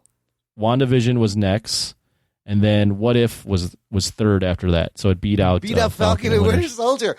Yeah. Why is everybody not? That show had some good shit, but I don't even know if it was my least favorite out of the 3. I don't know why. Yeah. Interesting. So maybe people were watching it. Loki captured 9.2 share percent. WandaVision 7.6. What If 6.9, Falcon and Winter Soldier 5.4, but they were measuring like the first premiere episode. Oh, okay. Each. Well, we in a month we will get Hawkeye, the next series from Marvel, Disney. Do we want to rank What If amongst the other shows? Yeah. Even though it's animated and a little different. This is hard. Okay, who wants to go first? Jesus. Fuck, you know what? I may go. Shit, it's tough. I know that. I may go WandaVision, Loki. What If above Falcon and Winter Soldier? There's an argument to be made for that. Oh, I don't know where those last 2 go. I don't know. I flip on the last I'm having a tough time. I would go WandaVision, Loki. I might still rank Falcon and Winter Soldier, but I could make the argument that What If is better. Well, yeah. I think What If is actually better, but What If is such a different thing. Like What If it's its own thing. Yeah, I mean, there's no other show that you get to play with every character and like have them do whatever you want, and it kind of not matter. And it's animated. Yeah. And, Ruggs, what would you say? I feel like they're all tied for last place. Oh shit! Lame. He's still waiting for his favorite. Yeah, I'm still waiting for my favorite. It's gonna be Miss Marvel. I mean, I'm trying to think of like.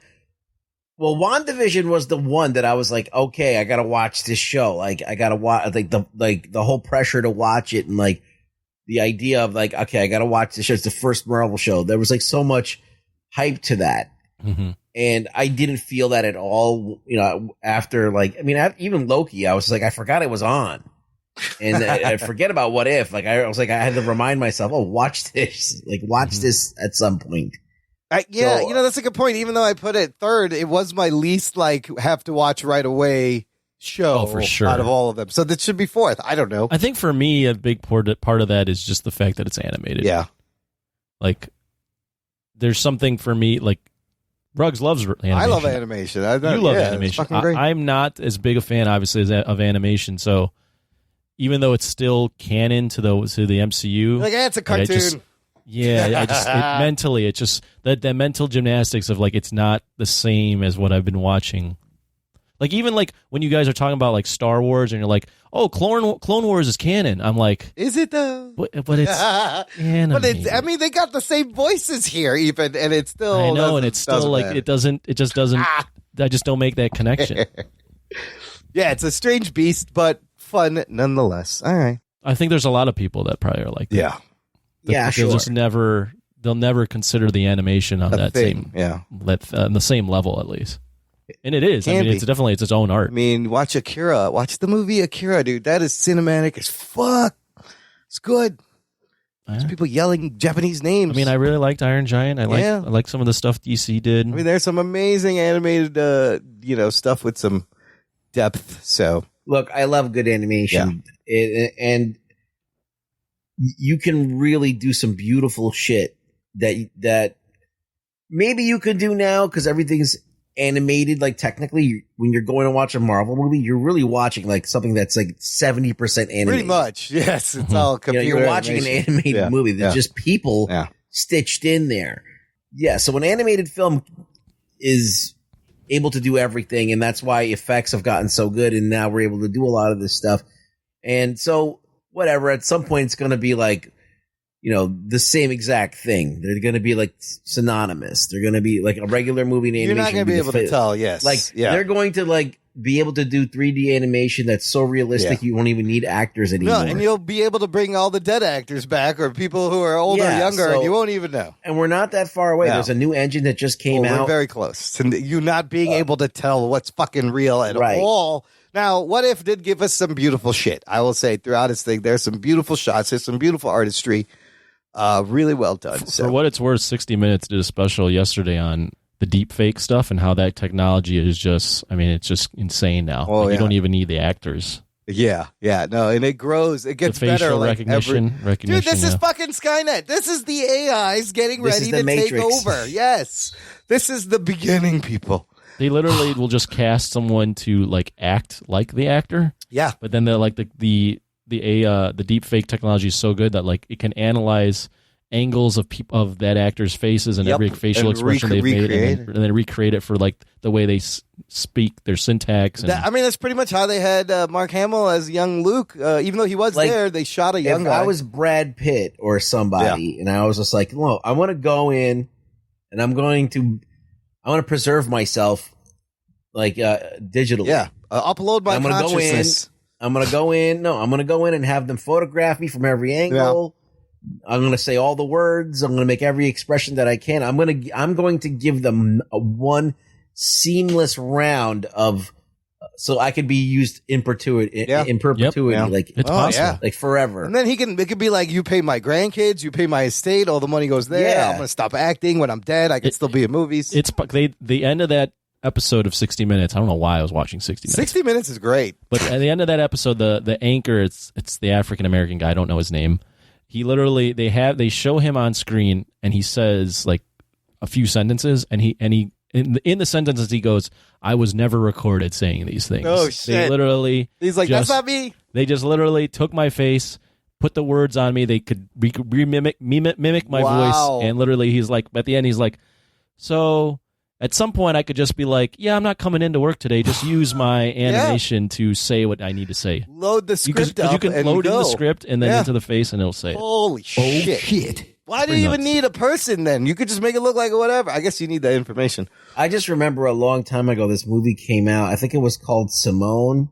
Oh yeah, Al Pacino and a robot lady, where he creates this virtual person and puts her in every movie. Yeah. Oh, that's right. And I was like, that'll never happen. And I'm like, it's happening. Doesn't she like win an Oscar or an award? And like this girl doesn't exist. She's completely. Yeah, that's a good movie. That's a good movie. Now, to make this kind of a little dark, a lot of the controversy around the deepfake obviously is you're using the actors' likenesses or whatever, but there's a lot of this deepfake stuff on the dark web, on the porn industry. Yeah. So they're throwing like Scarlett Johansson's face or like you could see these deepfake celebs get boned. Oh yeah, there's probably a deep fake of you, Anthony, out there. Dude, porn. Not that I made one myself. I have it loaded up on this USB drive. Porn is where all technological advancement starts. I am so sure of this. They are the ones who jumped on VR first. Yeah. They do everything first. and then it They're goes up. motivated. Yes, that's I mean, there's people have deviant minds that want to see some weird shit. This is where innovation comes from. Deviant sexual minds is where we get technological advancements. I don't know. Yeah, maybe. Yeah, I wouldn't go that far, but Dude, some listen, cases. there was the first DVDs, it was the first VHS tapes. It's always porn, people. Let's do some news from the nation. It's time for news from the nation. It's time for news from the nation.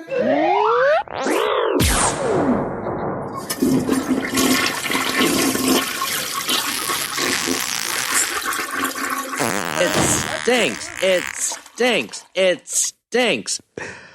Bob Brasky on Twitter sent us a comment in response to our last episode, the Venom and Let There Be Carnage review. Carnage, eh? Carnage, where, the best part of that movie, again, spoiler alert. If you haven't seen it, is the post-credit scene, the mid-credit scene that dumps Venom into the fucking MCU. Oh, shit. Craziness. But Bob Brasky, because I thought this moment was when Doctor Strange is making this spell in what we see in the trailer in No Way Home. That was my guess.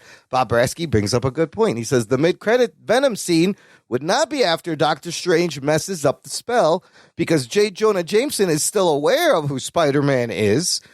He goes, I'm confused. So...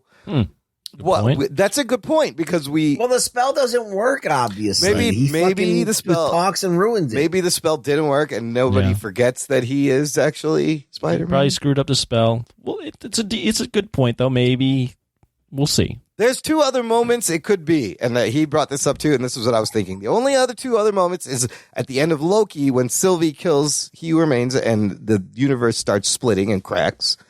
Or is this something Wanda is a part of at the end of her series when she's fucking around?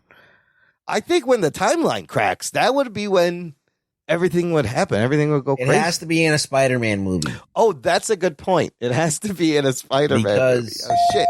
Because they don't want to fuck in with any of the other shit. Yeah. Maybe the spell didn't work. Okay, Bob Brasky, good point. Sony doesn't want everyone running out and watching Loki.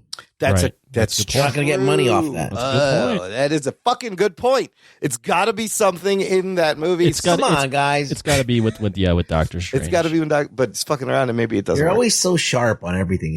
I'm just exploring other options.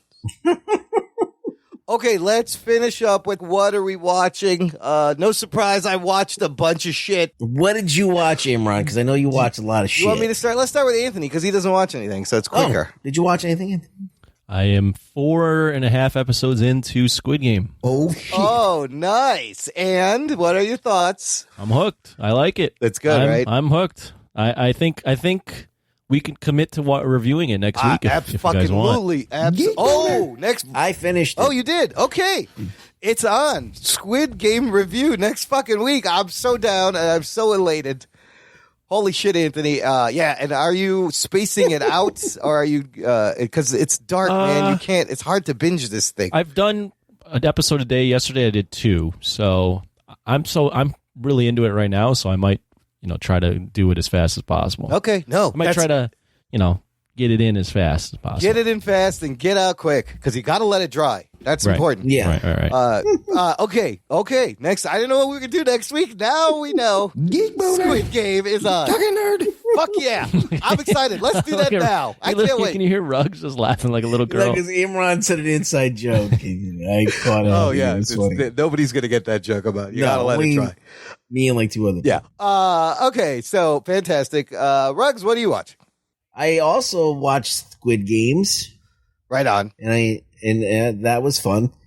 Did I watch anything else? The Dave Chappelle Netflix The Closer. It's Chappelle's final Netflix special came out last week.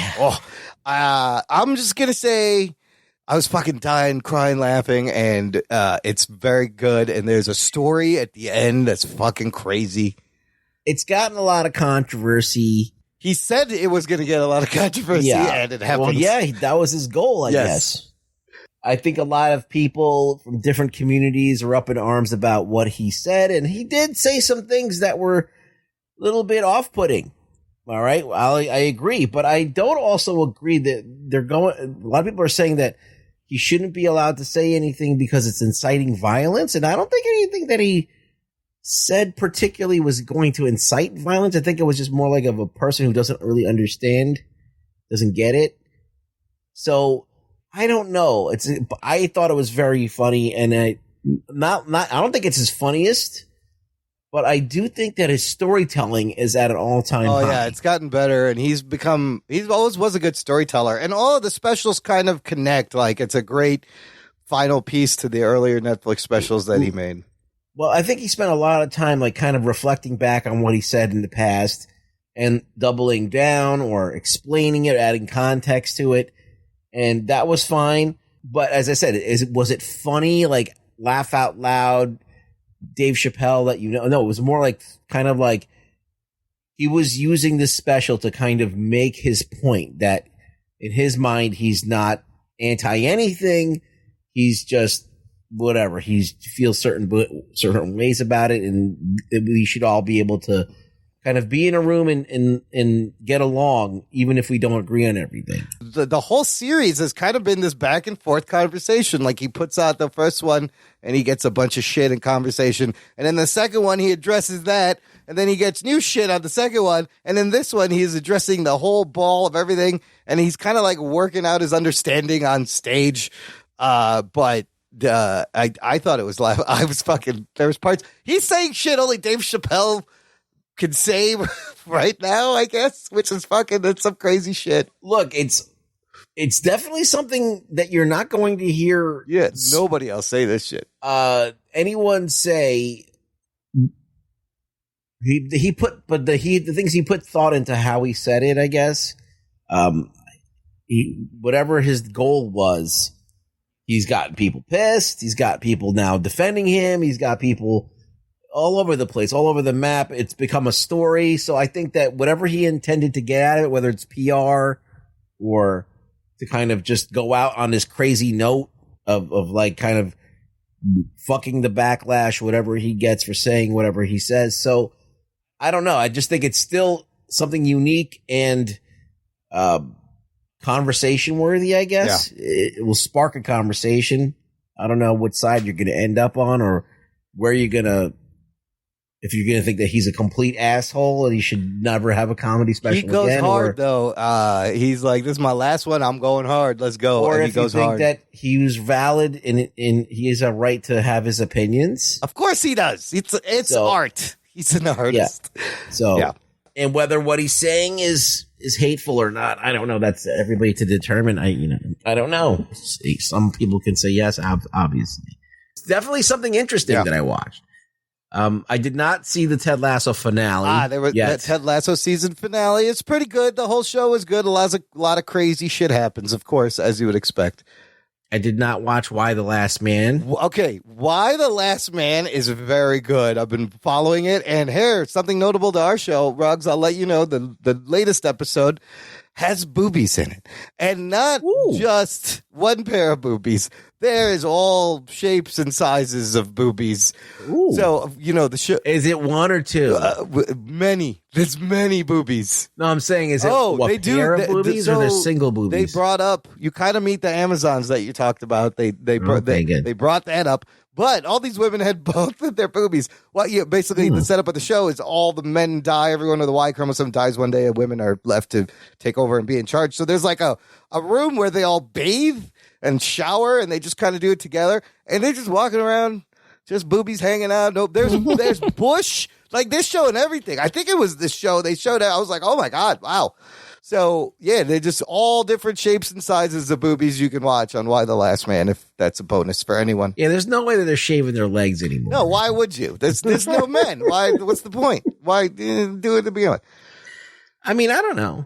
Could be a preference. So I watched that. The Ted Lasso finale is great. This Wu-Tang show now is finally going to what I wanted. They've recorded Protect Your Neck. They're trying to get the record on airplay. There's the one moment, if you know the Wu-Tang story, where it's Kid Capri, I think Kid Capri, who had a radio show. One of them finally plays Protect Your Neck on like the biggest New York hip hop station, and their lives changed. So it's so good. I fucking love this Wu-Tang show now. I wasn't in first season. Second season, it's amazing. I caught up with the third season of Doom Patrol. Also very good. This is a great show. It's so crazy. And it's fun. Great characters. Anthony, I did watch a sports documentary. Oh. Yeah, on Netflix. There's this docuseries called Untold. There's like 5 of them, and they're all like different sports stories, crazy sports stories. The one I watched is called Crimes and Penalties. It is about, in 2004, during the NHL lockout in the UHL League, this dude named Jimmy Galante, who had a waste management company in Danbury, Connecticut. You know what that means, right? He's mafia. He's actually part of the Genovese family. Jimmy Galante buys this team to bring some hockey to Danbury, Connecticut. He buys this team to give to his 17-year-old son to run and manage. Yes, and this kid is like, he's got a big gold chain, large shirts, saggy pants. He's like this fucking punk kid. It's not Mike Rips. He's not Mike Rips. Oh, he's from Danbury? Yeah. Okay, this kid reminded me a lot of Mike Rips. AJ Galante. So, a couple of interesting things. They say in this documentary that this family is actually what David Chase based The Sopranos on. His son is named AJ. He's a waste management company, just like fucking Tony Soprano. And the twists and the crazy things that happen in this story are fucking wild. It's so entertaining. And you have surprising feelings at the end for Jimmy Galante and his son AJ. I definitely recommend it. It's quick. It's like under an hour and a half. And and I was like, this really fucking happened? Get the fuck out of here. Like they got the biggest bruisers and goons. They call themselves the Danbury Trashers. And the logo, the mascot was like a garbage can with hands and hockey sticks. And they just drafted these bruisers. The very first game, opening night, first game season, the guy, the owner, Jimmy, goes to this big bruiser. He goes, as soon as the puck drops, you drop your gloves. So the whole season starts with this bloody brawl. There's blood on the ice. People are loving it. They get huge. They only last one season. You find out why. It's fucking great. By the way, wow. Yeah, in the meantime, the FBI is investigating this whole thing the whole time.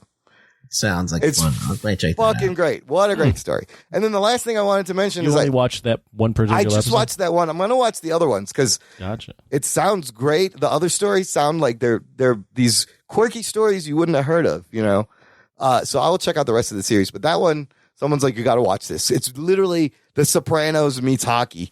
Like, they're like The Sopranos. It was fucking amazing. Amazing. And then the last thing is Apple TV's new sci-fi show, Foundation, based on Isaac Asimov's novels. I've watched the first 3 episodes, and this is pretty good.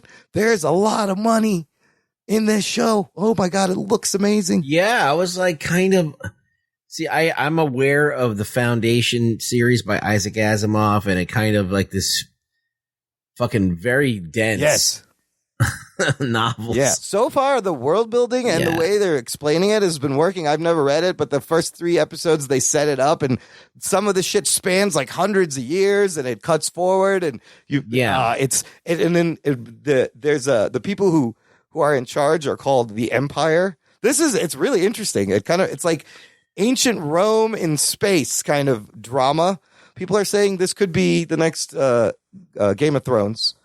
But the Empire it's 3 dudes, all cloned from this original dude, but they're at different ages. There's a little boy clone, and he's brother Dawn. There is a grown adult clone, and he's brother Day. And then there's an older man, he's brother Dusk. And they all grow up, and then they shift to the next thing. And they're all this one clone of this one guy who started this empire. And then the Foundation is this whole other thing to save the universe and humanity. They're making an encyclopedia. Yeah, it's pretty much. The world will be saved by an encyclopedia. They want an encyclopedia for when the world is over, that everything isn't lost, all of man's knowledge, basically. I think this is all a kind of an allegory to what the Romans tried to do with the Library of Alexandria and their various other libraries. They were trying to preserve all of the knowledge that they had amassed at that point from being in this empire. But already in the first 3 episodes, some fucking shocking twists, and it looks amazing. And Yeah, it's the world building is good. It makes sense. You get to meet these characters. I'm digging it. I'm digging Foundation on Apple TV Plus. I might check it out. So it's not boring. I was just fearing it was going to be super boring. No, I was into it. It starts with like a weird mystery, and then it gives you the backstory, and you're like, oh, okay. I still got to watch For All Mankind. Oh, For All Mankind is fantastic. There's too much shit right now, by the way. Too many things that's going on to watch, and it's hard for me to keep up. So I just glad I got Squid Game out of the fucking that's one queue. I was like, let me fire this off real quick. Listener, catch up on Squid Game. We will be full spoiler talking about it next week. Yeah, can't wait. Okay. We should. That's it. Yeah, it's caught on. It's a thing. It's a big thing. Apparently, sales of white Vans, they all wear these tracksuits and white Vans, up 7,800% or something. Oh, shit. Everybody wants white Vans. Everyone is dressing. Everyone's going to dress up as a Squid Game character at Halloween. Yeah. Oh, yeah. It's easy. You get a green tracksuit, you slap a number on, you get white Vans. Or you get that mask. Or you could be the PlayStation button people who run the joint and just get a red hoodie, red pants, and I'm not giving anything away here because Anthony's already watched 4 episodes, but my favorite thing about this show is not the concept or any of that, even the acting, it's the visuals. Yeah. Like, they have such great cinematography. And there's no CGI. It's all practical shit, you know? Yeah, they just really, they set up some great shots, and they're lit kind of eerily, and they're just very Kubrick in their ways. The spaces, the sets are great. The little Chan-wook Park in there, there's a lot. There's a little MC Escher stair step kind of action, and in that one set where they got to go up the stairs. I love all that. Yeah, so I'm loving the visuals. Like, that's what's the most impressive to me, because I feel it's a little bit derivative, but at the same time, it's fucking definitely worth checking out, and just the visuals are just great. Well, you've seen other things like this, so that'll be interesting to find out, because I've never seen anything like this. Well, you know what? It's like, we can get into it next week when we really talk about it, but I mean, it does stand apart because of that, the way it's directed. It really has a good team going in there. Yeah, there's a lot to discuss. We'll do that next week, listener. Stay subscribed. Make sure you subscribe wherever you listen. And share this episode. That's the most important thing. Share the show. Spread the geekery. Thanks for listening to the Jock and Nerd podcast. My name is Imran. My name's Anthony. He's the Jock. He's the Nerd. We'll peep you next time. We should actually play a real Squid Game. Oh no! Like the one that they show at the beginning of the show. Red light, green light. I stick it up my asshole. Oh.